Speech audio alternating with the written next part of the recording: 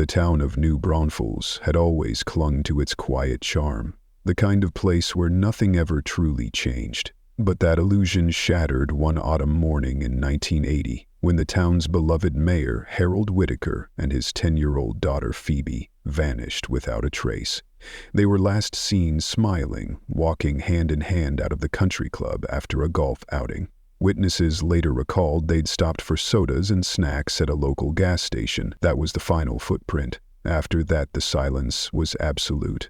No goodbyes, no ransom notes, just absence. 8 years later, on a crisp morning brushed with the fading breath of summer, Rachel Whitaker's sneakers padded softly along the sidewalks of Main Street. The air was cool, almost sharp, the kind of air that wakes up old memories uninvited. As the courthouse bell chimed 8 o'clock, she slowed her jog to a walk, her breaths even and practiced, like the cadence of survival. She was 47 now, the same age her husband would have been had he lived. Rachel's morning runs had once been a form of escape, from grief, from hope, from the endless spiral of what if. But over the years they'd transformed into something else entirely, a discipline, a ritual, the only structure left in a life otherwise hollowed out by loss. Those early years were brutal, waking to a darkness so thick with dread she sometimes forgot how to breathe. Panic attacks seized her chest before the sun even rose, and yet she walked, not because she had somewhere to go, but because moving forward, even blindly, felt better than standing still. This morning something felt different. She'd taken a new route, veering past First Grace Church, a beautiful limestone sanctuary with walls that caught the sun like gold.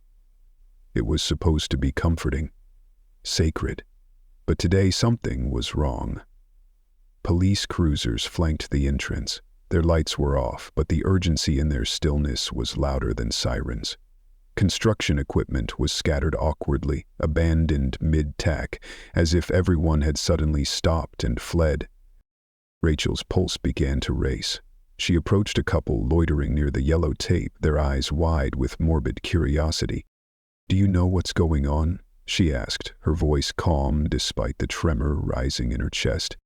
The woman turned, her expression alight with the thrill of gossip. "We're not sure yet.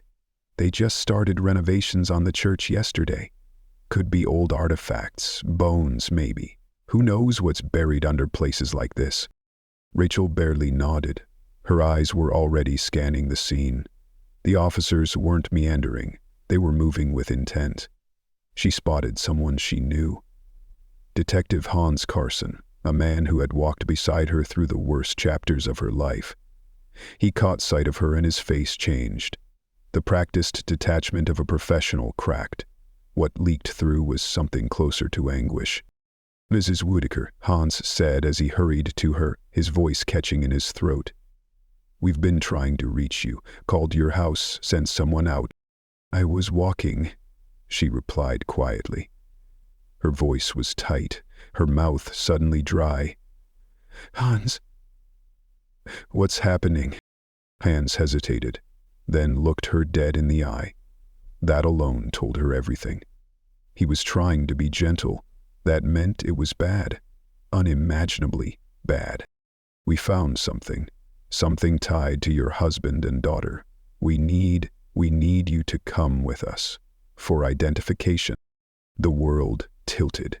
The noise around her became distant, muffled. Rachel's hand found Hans's arm, gripping it for balance, as her legs threatened to collapse beneath her. "What did you find?" she whispered.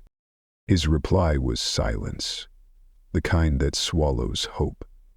She followed him without protest, her feet moving on instinct. They crossed the threshold of the church, through the ornate doors she'd passed 1,000 times but never entered. The air inside was cool, untouched. Their footsteps echoed like ghosts on marble floors as they moved through the sanctuary, then down corridors that grew darker and older the deeper they went. It was a descent not just into the church, but into something far older than grief. Truth. They reached a room where the crowd thickened. Pastors in collared shirts, construction workers caked in dust, police officers trying to look composed, all parted like a tide as Hans led her forward. A gaping hole yawned open in the floor, its jagged edges surrounded by loose stone and fractured concrete. An old staircase descended into shadow, the wood slick from age and history. The scent hit her first. Not just earth and mildew, but something else. Something heavier. Human. Detective Roy Ditt was waiting at the bottom. His eyes, lined with age and years of quiet sorrow, met hers. "Rachel," he said softly, his voice a fragile bridge across a chasm. "Thank you for coming. I know this is hard." Her voice was barely audible. "Just tell me." Roy turned slightly, gesturing toward the space around them. They were reinforcing the stairs up to the bell tower. Some of the concrete gave way. Heavy blocks from above came down, and underneath there was a void, a hidden space. Rachel felt her breath catch. She braced for what was next, though no preparation could ever be enough. "There's something you need to see," Roy said. And just like that, the past began to rise from the floor beneath her feet.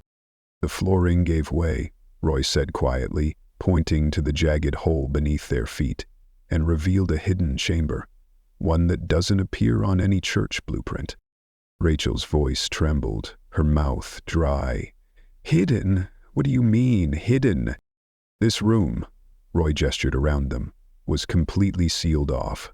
No entrance, no exits, no records. Even the church staff swore they had no idea it existed. Whoever created this space, they intended for it never to be found." Her eyes, still burning from unshed tears, dropped to the center of the room.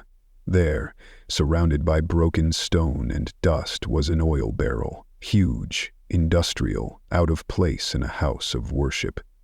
It sat awkwardly in a crater of disturbed earth, like a buried sin brought to the surface. The construction crew had nearly stumbled over it. The top of the barrel was just visible at ground level, Roy explained, encased in concrete, intentionally buried and sealed. Rachel's heart thundered. She already knew. The human soul is like an antenna. Sometimes it picks up truth before the mind can form the words. "What's inside?" she whispered, though the answer was already writing itself in her bones. Hans didn't answer. He simply handed her a surgical mask, his eyes grim. Rachel's fingers trembled as she fastened it. The rubber band snapped against her cheek, sharp and real, grounding her in this waking nightmare. The officers stepped back. Roy approached the barrel and slowly, carefully, pried off the lid. The stench hit them instantly, even through the mask. A cloying, sweet rot, tinged with chemicals and time. Rachel's knees buckled as her worst fear became reality. Floating in a sea of darkness and decay was a figure, shrunken, twisted, but still unmistakably him. "Oh my God," she choked, the scream tearing from the depths of her soul. Even after all these years, she knew him. The blue polo shirt now sun-faded to gray. The beige pants she had pressed for him that morning. His favorite cowboy boots. The felt hat, once sharp and proud, now warped and stained. Every detail sliced through her like glass. She collapsed, the strength draining from her body like blood from a wound. Hands caught her, steadying her, guiding her gently to the cool stone wall. Her mask was lifted off as she gasped for breath, tears breaking free in wild torrent. "Breathe," Hans whispered beside her, his hand steady on her shoulder.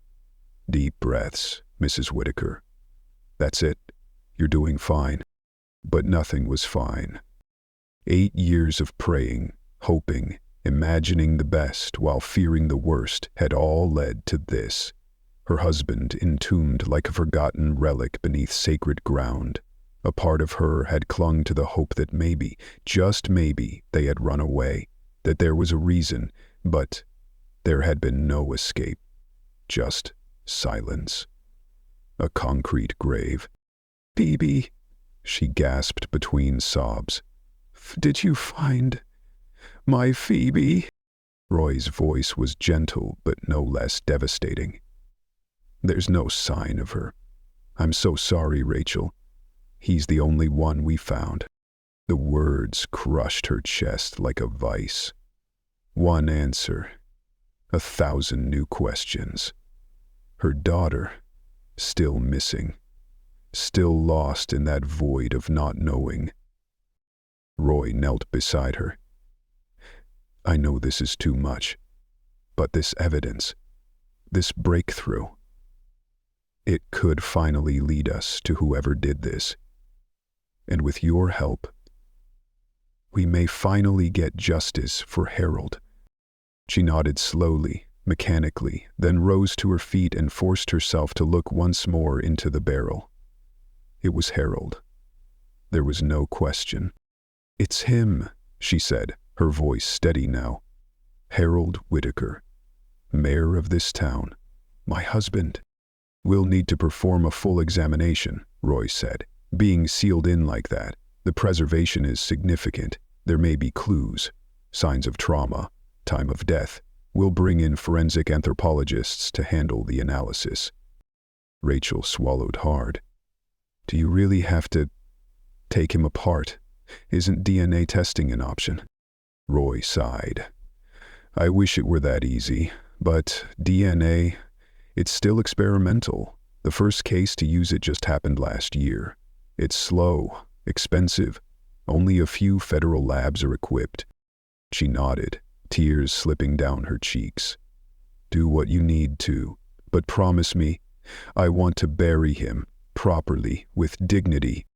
"You have my word," Roy said solemnly. "Harold was loved. He deserves peace." "And Phoebe?" she whispered. "There's still a chance?" "She'd be 18 now, and yes, Rachel, there's still hope." They climbed the uneven stairs together, each step a chasm.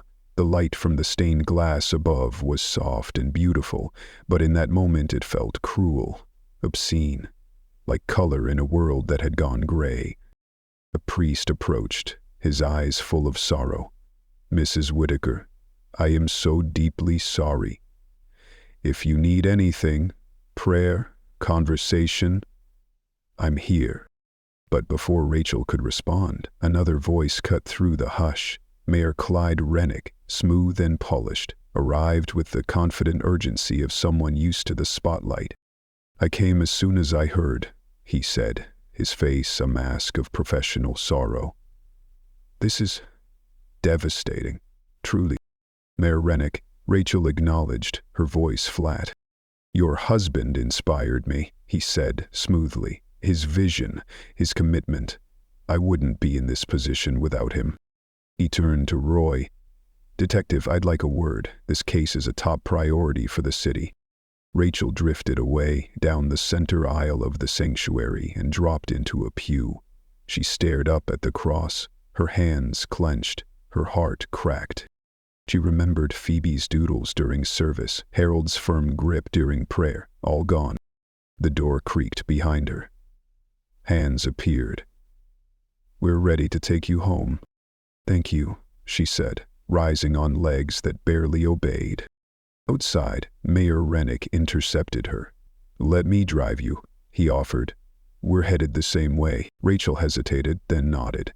She had no energy to refuse. Not today. "Thank you," she said again, hollowly. Hands gave her one last reassuring squeeze. "We'll be in touch soon. Try to rest." She nodded and followed Rennick to his car, a sleek, gleaming Lincoln Town car, the chrome shining with indecent brightness. She slid into the pristine leather seat. The comfort was disorienting. Wrong. Harold had never liked fancy things. He drove the same battered car for years, saying taxpayer dollars were sacred. As the engine purred to life, Rennick spoke. "Harold was an inspiration. This town—" Rachel cut him off. "His journals, his notes, the things from his office, do you still have them?" The car jolted slightly. Rennick's fingers gripped the wheel. During his investigation, he said slowly, his records became city property. Some of the material included sensitive information. "I'd want them," Rachel said, her voice like flint. "The personal ones. His words. They belong to me." Rennick shifted in his seat. "I'll need to see where they were stored. It's been years. Things move around. Can we go now?" The question surprised even her. "I don't want to go home yet. I want something that reminds me who he was." Rennick hesitated, then nodded. "All right, let's take a look." And as the Lincoln pulled away from the church, the weight of 8 years clung to Rachel like shadow. She had one answer, but the truth, whatever it was still buried deeper. Mayor Rennick's jaw tensed, as if chewing words he hadn't yet decided to release. Then, with a sigh that hinted at reluctance masked as courtesy, he said, "I've got time. We can check now. Should be quick. The morning clerk will know where it's all filed." City Hall loomed just 3 blocks from the church, its limestone shell still holding on to the optimism of post-war civic pride. The very parking space Rennick pulled into used to belong to Harold. Rachel remembered the plaque, the quiet pride on his face when it was first affixed. Inside, the building carried the scent of floor wax, aging paper, and something almost metallic. Memory, perhaps. Familiar. Heavy. The clerk at the front desk, a woman with horn-rimmed glasses and a posture born of decades behind a typewriter, looked up with mild surprise. "Mayor Rennick? You're early." "Mrs. Patterson, this is Rachel Whitaker. She's here for her late husband's personal effects from the archive." The woman's face softened instantly. "Mrs. Whitaker, I'm so sorry for your loss. I heard what they found." Her voice dropped, reverent with sympathy. She opened her drawer and pulled out a heavy ring of keys. "Follow me." The archives were tucked deep in the basement. Low ceilings, concrete floors, rows of cold metal shelving humming beneath flickering fluorescent lights. Mrs. Patterson moved with practiced efficiency, turning down an aisle marked 1980-1985 and stopping in front of a stack of labeled boxes. "Here we are," she said, pulling a box from the shelf marked H. Whitaker Personal. "I separated the official files long ago. These are his journals, some handwritten notes, and a few photographs. No one's touched them since." Rachel's hands shook as she lifted the lid. The scent of old paper rose up, familiar and aching. On top sat a journal, the leather cover worn, a coffee stain darkening the corner. She remembered that morning, Phoebe knocking over Harold's mug while showing him a drawing. He'd laughed, kissed her head, and said, "This stain will keep me company." "Thank you," Rachel whispered. Mrs. Patterson patted her arm. "Take all the time you need. The whole box is yours." Back in the lobby, Rennick reached for the box. His fingers brushed hers, clammy despite the cool morning, and Rachel's instinct flinched. But she said nothing. In the car, the box sat like a ghost between them. Rachel turned her face toward the window, watching the town pass by in a blur of red brick and memory.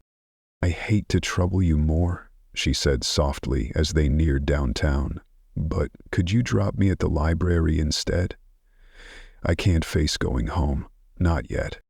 Out of the corner of her eye, she saw Rennick stiffen, his head tilted, his eyes lifted as if annoyed by the request, though the expression vanished almost instantly. "No trouble at all," he said smoothly. "The library it is. Take as long as you need." "Thank you. You've been very kind." "Don't mention it. We're all family, those of us who serve this town." His words had the ring of sincerity rehearsed too often. As the library came into view, Rachel clutched the box tighter. Rennick pulled up to the curb but left the engine running. He didn't plan to stay. "Thank you again, Mayor," Rachel said, opening the door. Harold would have done the same for me, he replied. But something in his tone faltered, as if even he didn't believe it. Rachel climbed the stone steps, the weight of the box echoing the burden in her chest.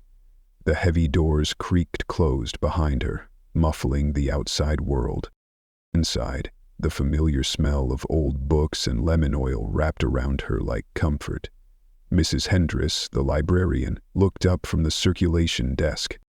Mrs. Whitaker, she said warmly, eyes settling on the box. I saw you arrive with Mayor Rennick. How thoughtful of him. Would you like somewhere quiet? Would be wonderful.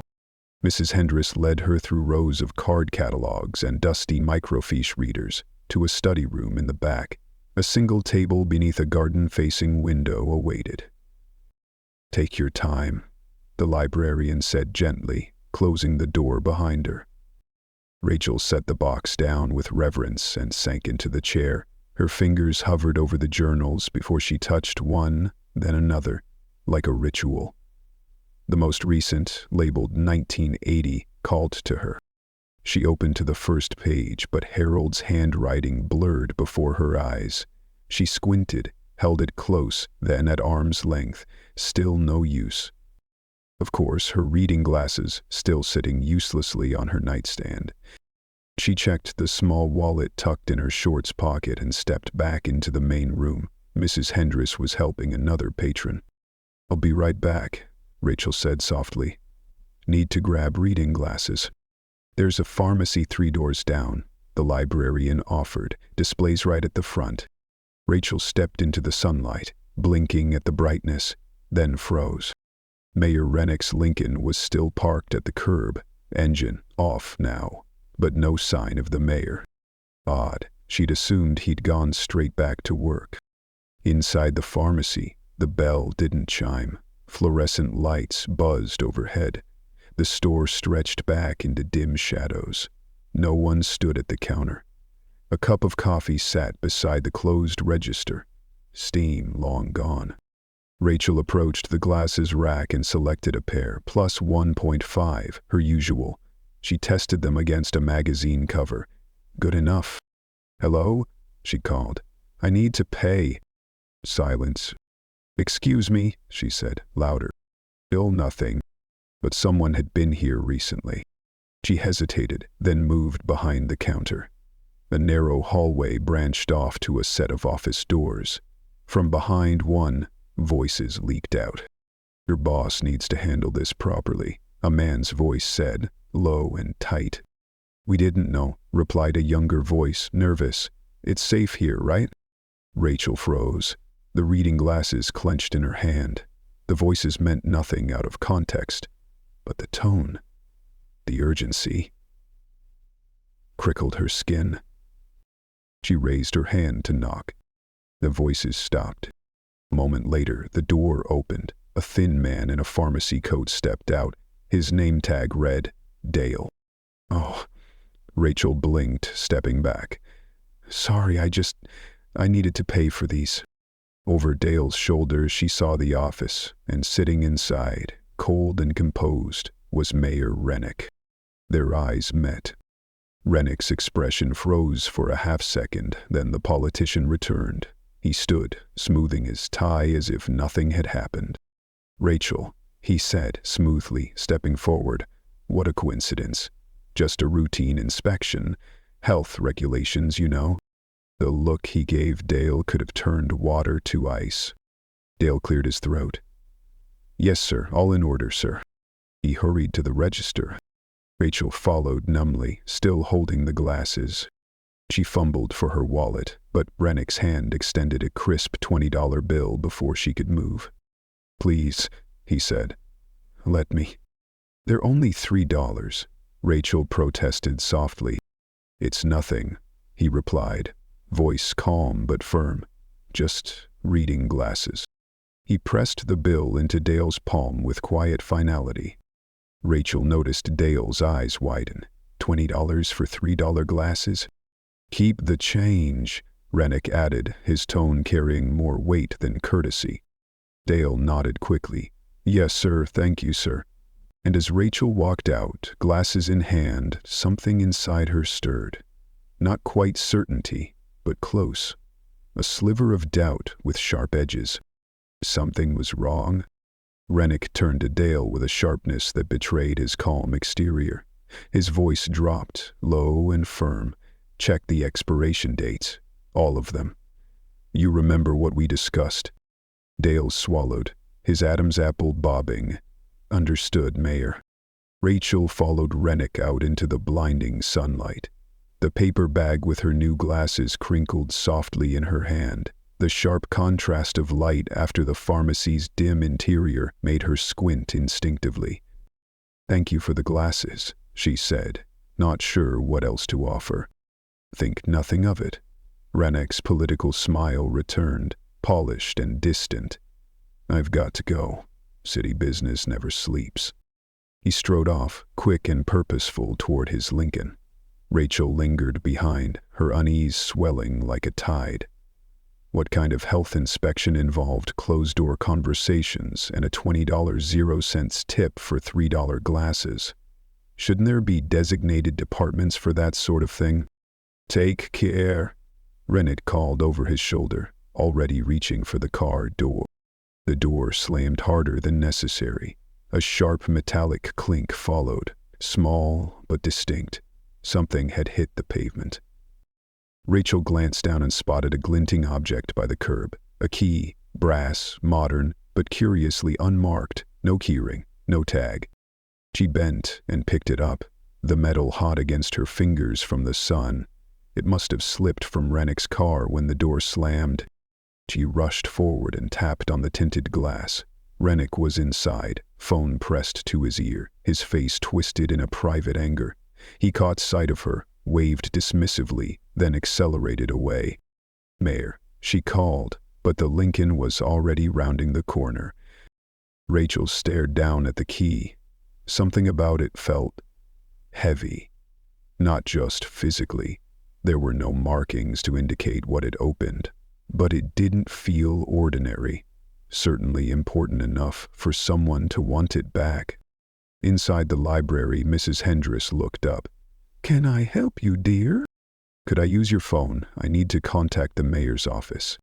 She nodded and produced a laminated sheet of city numbers. Only the main line is public, I'm afraid. Rachel dialed. 4 rings, then the cold distance of an answering machine. City Hall is currently unavailable. Ebony might be at lunch, Mrs. Hendress suggested, or in a meeting. Maybe, Rachel murmured, uncertainty gnawing at her. She returned to the study room and slid the mysterious key into her pocket. Her new glasses now perched on her nose, she refocused on Harold's journal. The handwriting greeted her like a ghost. Precise, deliberate, heavy with everything he never got to say aloud. Most of the early pages were mundane, council meeting notes, budget updates. Then, the tone shifted. February 15, 1980. The corruption runs deeper than I feared. 3 businesses, unlicensed, all linked to the Reynosa cartel. New Braunfels isn't just a town anymore. It's a corridor, a stopover, a disguise. Rachel's hand clutched the pages tighter. March 3, 1981. Rennick announced his candidacy. His push for economic growth is just deregulation with a new coat of paint. He wants fewer inspections. Translation, blind eyes to money laundering. I'm convinced he's in their pocket. Rachel's throat tightened. Harold had been fighting something far bigger than anyone knew. April 10, 1980. The threats have begun. Calls at night. I answer before Rachel hears. They want me out of the race. But I won't back down. I've added security. I'll never tell her. I can't let fear govern us. May 26, 1980. Victory. 98% of the vote. Rennick smiled during the concession, but his eyes promised this wasn't over. Rachel flipped through more pages. Time blurred. 2 hours passed in minutes. 3 months later, Harold disappeared. Rennick became mayor. And the investigation? Nowhere. Was this the link no one had ever seen, or had someone seen it and buried it? Rachel hurried to the circulation desk. "Mrs. Hendris, may I use the phone again?" "Of course, dear." The police station answered quickly. Detective Ditt wasn't in. She could leave something with the duty officer. "No," she said. "This is too important. I'll bring it in myself." She hung up. Her stomach growled. An irritating reminder of reality. "Could you keep the box safe for me?" she asked. "Absolutely. I'll put it right here." "Take your time."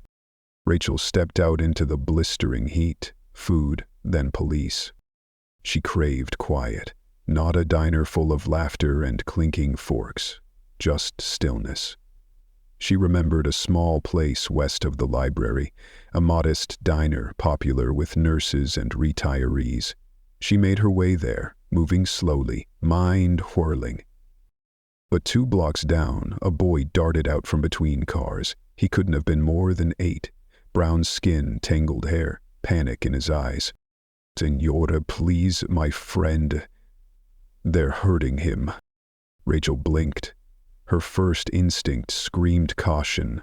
Kids were sometimes used as bait in petty thefts. But this boy, he was crying. Genuinely, real tears cutting through the dust on his cheeks. "Where?" He pointed down a side street. "At the playground." "Please." He followed, against every gut instinct. The playground sat silent behind an empty school. Swings creaked lazily in the wind. The slide shimmered in the sunlight. No children. No attackers. Nothing. "I don't see." They came from behind, fast and coordinated. 3 men.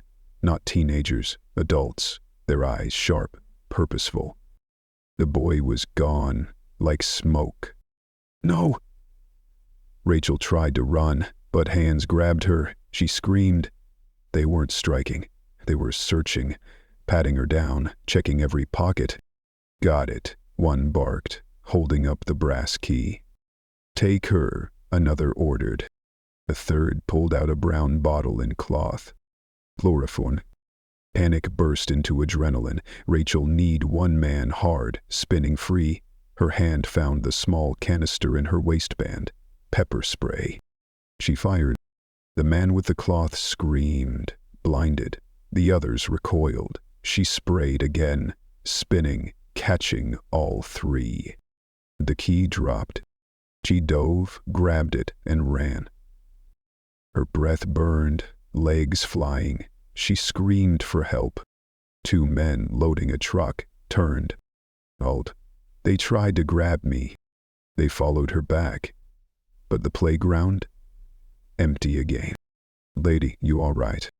"They were here," she cried. 4 men. They attacked." The disbelief was written across their faces. "Never mind." She ran again.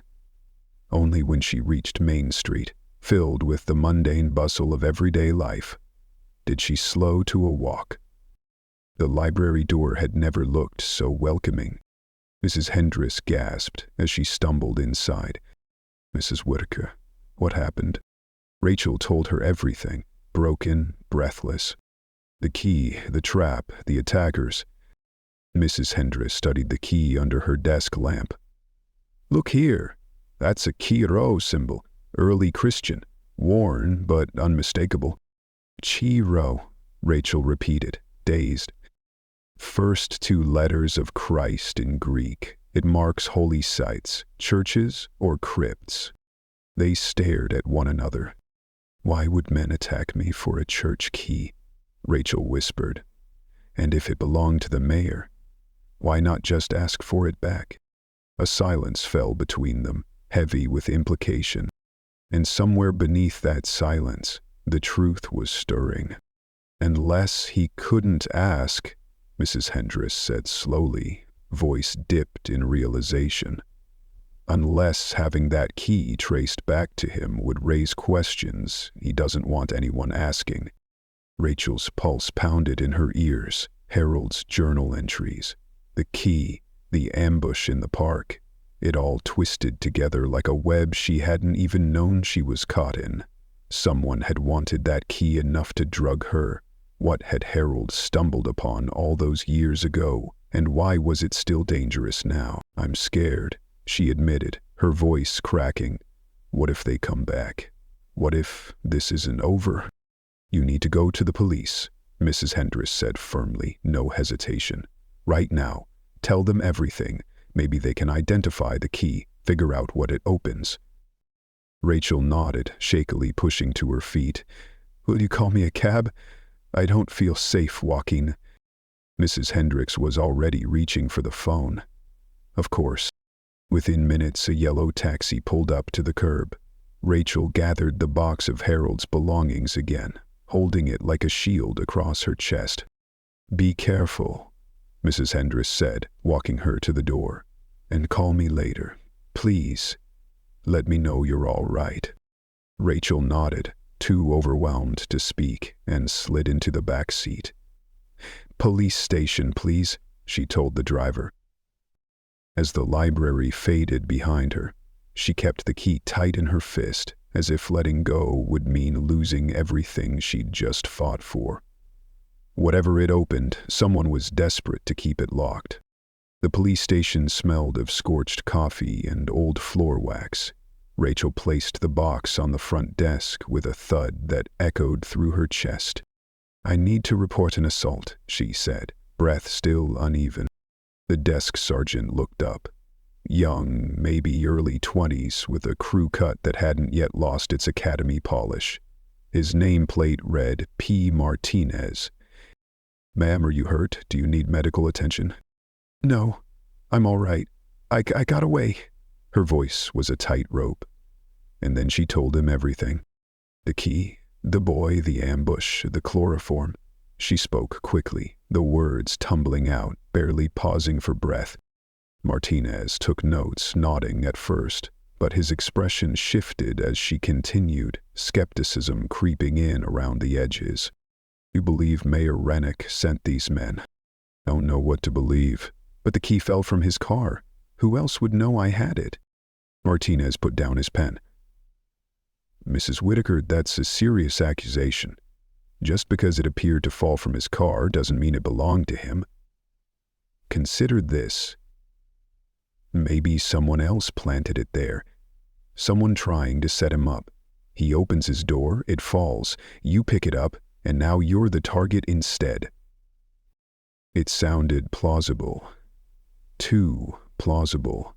But it didn't explain the force behind the attack, the desperation. Why would someone risk so much for a simple key? "There's a symbol on it," Rachel said. "Chi Rho." The librarian said it could be for a church or a cemetery. Martinez frowned. "Could it be related to your husband's body being found this morning? That's what I'm trying to figure out." He sighed. "That's a pretty big leap, but all right. We'll hold the key as evidence. Can't you check it for fingerprints?" she pressed. "Or text at lunch. Be back in about an hour, but you've handled it. Those men, maybe others. Prints could be compromised. But you'll still try." "We'll process it," he said, placing the key into an evidence bag. "Maybe we'll get lucky." Rachel felt frustration bubbling up in her chest. "You need to inform the mayor. I tried his office, no answer." "I'll make sure he's notified," Martinez said, but his tone was too casual, as if he'd already forgotten. "What about Detective Duet? I'd rather speak with him." Martinez hesitated. "Still out in the field. These cases can't predict when they wrap. Could be an hour, could be all day. Then I'll wait." He gestured. "Waiting rooms through there, or you could go home, get some rest. We'll call with updates." Rachel took the box and moved to the waiting area. The hard plastic chairs squeaked under her. Faded posters about neighborhood safety hung on the walls like relics. The room was quiet. Too quiet. She sat, trying to untangle her thoughts. How had a morning jog turned into a police report and conspiracy? 20 minutes passed. Through the small window into the main room, she saw officers moving in and out. Then someone unfamiliar caught her eye, a man in a dark suit. Not a cop. Older, silver-haired, with a calm, thoughtful face. He shook hands with a uniformed officer and turned to leave. Rachel noticed the key fob in his hand. Riverside Funeral Home. On impulse, she followed him outside. "Excuse me?" He turned. Early 60s, wire-rimmed glasses, polite surprise. "Yes? I'm Rachel Whitaker. I saw. You're from the funeral home." "Thomas Hartley," he said warmly, extending a hand. "Director at Riverside. Also the mortician when needed." "Mr. Hartley? This might sound strange, but I found a key. With a symbol, Chiro. The police have it now, but I wondered, what would a key like that open?" His expression shifted. Intrigued. "Chiro, you say? That's quite specific. Come by my office. I might have some reference materials." His car was a dignified black Oldsmobile. 5 blocks later, they pulled into the circular driveway of what had once been a grand Victorian home, now a funeral parlor. Its stillness a kind of reverence. Inside, Hartley's office was lined with dark wood, aged books, and polished brass fixtures. The air smelled faintly of roses and varnish. "Can you draw the symbol?" he asked, sliding a notepad toward her. Rachel sketched it as best she could. Hartley studied it, then stood and pulled a large ledger from the shelf. Yellowed pages whispered as he flipped through them. "Interesting," he murmured. "That symbol matches the registry marking for a specific chamber in Coma Cemetery. Old place. Eastern edge of town. The crypt dates back to the 1850s. The Blackwood family, if memory serves." "A crypt?" Rachel leaned in. "Yes, that one's been sealed for decades. Only a handful of keys were ever made. One for the family, one for the cemetery keeper. Maybe a spare. But..." He paused. "But the key I found looked new." He nodded. "Exactly. Original keys were skeleton keys. Ornate. What you describe, that was modern. Someone had a copy made." Rachel's stomach sank. Why would anyone need a new key to an old crypt? Hartley closed the ledger gently, his expression now grave. "In my experience, Mrs. Whitaker, when people go out of their way to gain unauthorized access to burial sites, it's rarely for good reasons." A chill settled deep into her spine, because somehow she knew whatever that crypt held, it wasn't just bones. Held secrets, and someone was willing to kill to keep them buried. A chill curled up Rachel's spine like a cold hand at the nape of her neck. "I hope I've been helpful," Hartley said, walking her to the door. "More than you know," Rachel replied, her voice hushed with awe and dread. "Thank you." The bus ride home dragged on endlessly. She slumped into a seat near the back, her eyes wary, scanning every passenger who boarded. Her body ached from tension, every jolt over potholes rattling her brain. Thoughts spun out of control. Harold's journals, the attack, the key, the crypt. How had it come to this?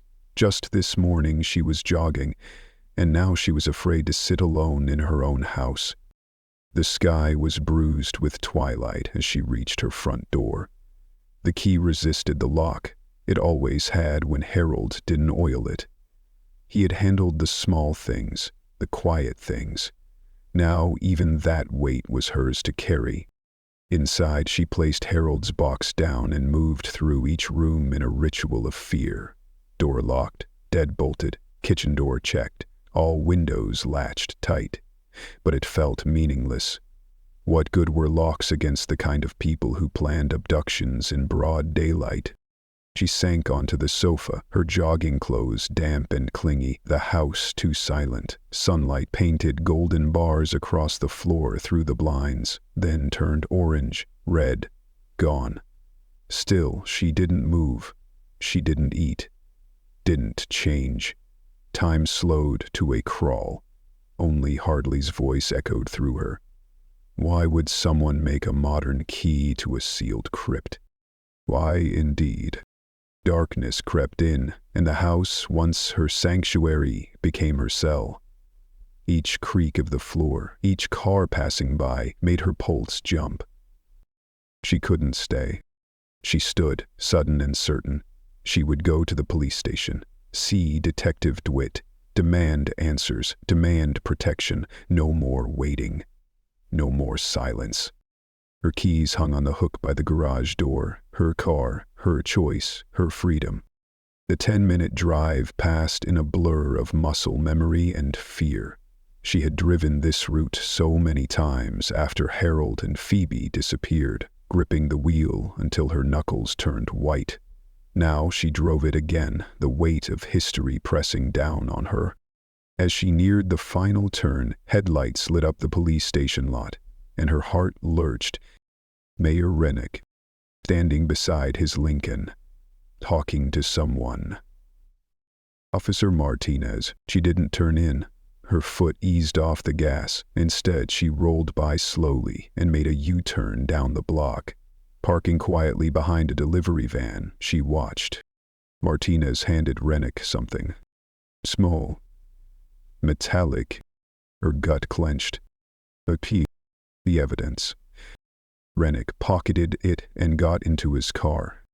Without thinking, Rachel followed, 2 car lengths behind. Careful, steady, just like the thrillers Harold used to love. The mayor drove conservatively, stopping fully at signs, using his blinkers like a model citizen, but Rachel wasn't fooled. They passed through downtown, the familiar giving way to the forgotten, east, toward the cemetery. Her breath hitched. Comal Cemetery. She killed her headlights and pulled off the road, letting her Honda disappear beneath the oaks like a shadow swallowing another. She waited. Through the wrought iron gates, she watched Rennick park. A man came out to meet him, stocky, limping. The groundskeeper? They spoke briefly, then vanished among the gravestones. Rachel climbed the low fence quietly, her dark clothes blending into the trees. She followed, heart pounding. At the center of the cemetery stood a crypt, massive, Gothic, ancient. The black wood crypt. Rennick pulled out the key and turned it. The lock gave without resistance. Much for disuse. They disappeared inside. Time crawled. Rachel crouched behind a headstone. Her legs went numb. The cold seeped into her bones. Her head lolled forward. The clang. She jolted awake. Moonlight had shifted. Minutes, hours. The men stood outside the crypt again. Rennick's voice carried in the still night. Keep watch tonight. I'll take the old padlock. Bring the original tomorrow. No sign it was ever touched. Rachel's stomach dropped. He was erasing the evidence, hiding the break-in. The key she found was for this place. Rennick drove off. The caretaker smoked. Then another. Then another. Finally, he left too, propping a thick branch across the crypt doors before limping back to his cottage. Rachel waited. 10 minutes, 20. Then she crept forward. Her branch scraped, loud against stone. She winced, breath caught in her throat. Then, silence again. She slipped inside. The crypt's air was thick, musty, ancient. Cold stone steps descended into darkness. She followed them, her hand against the damp wall, each step colder than the last. At the bottom, moonlight filtered in through vents above, revealing niches in the walls, but it was the far side of the chamber that drew her eye. A wall that didn't match, newer, clumsier mortar. A door. She pushed. It creaked open. The smell hit first. Human waste, sweat, fear. Then, sound. Sobbing, soft, cracked, a voice broken by time. Not again, please, not again. Rachel's heart stopped. That voice, changed by age and suffering, but unmistakable. Phoebe, she whispered. The sobbing paused. Then, no, not real, not again, I'm hallucinating. Rachel rushed forward, hands outstretched, led by memory more than sight. Her fingers found a small, shaking form, bones beneath skin, trembling. Phoebe, she breathed. Phoebe, my baby. The girl clung to her, sobbing, now in earnest. Is it real? Phoebe whispered, voice raw. Are you real? I'm real. I'm here. Rachel held her tight, cradling the child who had become a ghost. Phoebe looked older, but smaller, sunken cheeks, wild eyes, but Harold's eyes still staring up at her with a lifetime of pain. We have to go. I need to get help. No, Phoebe clung harder. He'll come back. He always comes back. I know, baby, I know, but I'll be quick, I promise. Just stay here. I'll bring help, I swear. Phoebe nodded. Barely. Rachel kissed her forehead and backed away, choking on her own tears. She climbed the steps on legs of iron. Outside, the world was still. No caretaker, no lights. She ran, silent, swift, back over the fence, back to her car. She drove like fire itself was chasing her, to the nearest payphone, 3 blocks, an old gas station, dead silence. She fed a quarter into the slot, her fingers shaking so hard she dropped it twice, and then finally the call connected. Police emergency, said the voice on the line. Rachel steadied her voice with everything she had left. I need help, she said. I found her. I found my daughter. I need Detective Roy DeWitt or Officer Hans Carson, Rachel said, barely keeping her voice steady. Only them. It's about the Whitaker case. Ma'am, are you in immediate danger? My daughter, she whispered. I found my daughter. She's alive. She's been held captive. Please, only DeWitt or Carson. There's corruption. I don't know who else to trust. There was a pause. Hold, please. Seconds stretched into lifetimes. And Mrs. Whitaker, this is Detective DeWitt. Where are you? Colma Cemetery, the Blackwood crypt. Phoebe is there, alive, but barely. Mayor Rennick, he's behind it. Please, send medics. Hurry. The caretaker could come back any minute. We're on our way, 10 minutes. Stay safe, stay hidden. She hung up, hands trembling, legs threatening to buckle beneath her. 10 minutes. She prayed it would be enough. She sped back to the cemetery like a woman possessed, her tires squealing on the winding road. Every second away from Phoebe felt like betrayal. Then, headlight. Van, black, fast. Rachel's rearview mirror was flooded with white light. The van rammed her. Her car lurched forward with a screech of metal. Again. Harder, she gripped the wheel, heart in her throat. The Honda fish-tailed, gravel spraying. She yanked the wheel, veering off the road. The world tilted. A massive oak loomed. She slammed the brakes. The car stopped, just inches from impact. The van didn't.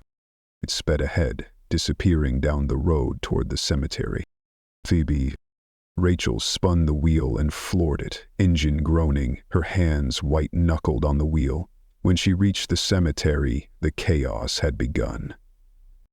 The van sat at the gates, doors flung wide. 3 men surrounded the caretaker, shouting, "Open it now." The caretaker fumbled. The branch barrier was gone. The crypt doors swung open. They vanished inside. Rachel ran, and she had to stop them. Moments later, they re-emerged, too quickly. One man carried Phoebe like a rag doll. "Phoebe!" Rachel screamed. They looked up, shocked. Then, sirens. Glorious, piercing sirens. Police cruisers roared in. Red and blue lights painted the cemetery in waves of warning. The men hesitated. "Move," one barked. They made for the van. Rachel sprinted to her car. She threw it into gear, swerving to block the narrow exit. The Honda skidded sideways, a perfect barrier. She yanked the keys and threw them, heart thundering. The van skidded to a halt inches from her door. One man screamed, "Use the girl, she's our ticket out." "No," the mayor said. "He'll kill us if—" "Screw the mayor." They fought. Phoebe fell crumpled. The cops swarmed. With and Carson led the charge. Down, face down. In seconds, the men were cuffed, faces pressed into gravel. "You have the right to remain silent," DeWitt growled, satisfaction clear in every syllable. Rachel dropped to her knees beside Phoebe. "Darling? Baby, can you hear me?" Phoebe's eyelids fluttered. "Mom, I'm here. You're safe now." Paramedics swept in. Rachel stepped back only as they examined her daughter, startlingly gentle, but urgent. "Severe malnutrition, dehydration. We need to move fast." Phoebe whimpered and reached for her. Rachel climbed into the ambulance, refusing to let go of her hand. "I'm not leaving you again," she whispered. Outside, the scene spun with sirens and shouts. Men were loaded into cruisers. The caretaker sat, head in hands, guarded. Inside the ambulance, silence reigned, except for beeping machines and the soft hum of life being fought for. Rachel cradled Phoebe's hand. "You're safe now," she whispered. "I promise." Phoebe's fingers tightened, faint but certain. The hospital's doors burst open. Phoebe was wheeled in, clinging to Rachel. "Don't leave," she begged, eyes wide with terror. A nurse took in the scene and nodded. "We'll make an exception. Sit there. Just don't interfere." Rachel sat. Every second was agony, watching as they removed rags, once called clothing, revealing the truth she hadn't been ready for. Bruises, infections, scars old and new. One doctor knelt beside Phoebe. "Sweetheart, I need to ask you something hard. Has anyone hurt you, touched you in ways they shouldn't?" Phoebe nodded. Rachel broke. She fled the room and collapsed in the hallway, sobbing silently, knees pulled to her chest. 8 years, her baby. "Mrs. Whitaker?" She looked up. "Dwight, Carson." "I'm sorry," she choked. "You have nothing to be sorry for," DeWitt said gently. Hans handed her a handkerchief. She wiped her face, took a breath, and said, "Let's talk." They moved to a consultation room. Hans set up a typewriter. Rachel told them everything. The journals, the key, the mayor. DeWitt pulled out the key in an evidence bag. "We got this off Rennick," Martinez confessed. "Rennick paid him to hand it over." Rachel nodded. "That's the one, the key that started it all. The men we arrested already talked.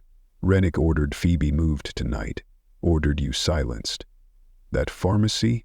Meth lab. The pharmacist's a cartel chemist." Rachel's world spun. "Somebody killed Harold," DeWitt continued, "held him in that church basement, tortured him. Rennick gave them cover, in exchange for his political rise." Rachel opened Harold's journal, her voice firm. "He wrote everything down. He knew, but he didn't tell me. He wanted to protect us." "He was a good man," DeWitt said quietly. "He died trying to save you both." Rachel nodded, the tears coming again. The doctor from before entered. "Mrs. Whitaker. She's stable. We've treated the worst injuries. It's going to be a long recovery." "But she's a fighter." Rachel gripped the doctor's hand. "Thank you." "She's asking for you. Room 214. Rachel entered the dim room. Machines beeped softly. Phoebe lay still, smaller than she'd ever been. "Mon," she whispered. "I'm here." Rachel said, taking her hand. "I'm not going anywhere." "Is he really gone? The mayor?" "Yes, he can't hurt you anymore." Phoebe's eyes welled. "I tried to be strong, like Daddy would want, but sometimes I thought I'd die down there." "You didn't," Rachel said fiercely. "You survived. You're the strongest person I've ever known." They talked in whispers, avoided the darkest memories. Phoebe's eyelids grew heavy. "Sleep, sweetheart," Rachel murmured. "I'll be right here." She sat beside her daughter, hand in hand, and thought of the jog that had started this day. The discovery, the heart, the truth. Harold would be honored. Phoebe was safe. Justice had finally come. Rachel watched her daughter sleep, committed every detail of her face to memory, and as exhaustion finally pulled her under, she rested her head on Phoebe's bed and let sleep take her, her hand still holding the miracle she never thought she'd find again. Her daughter. Home, at last.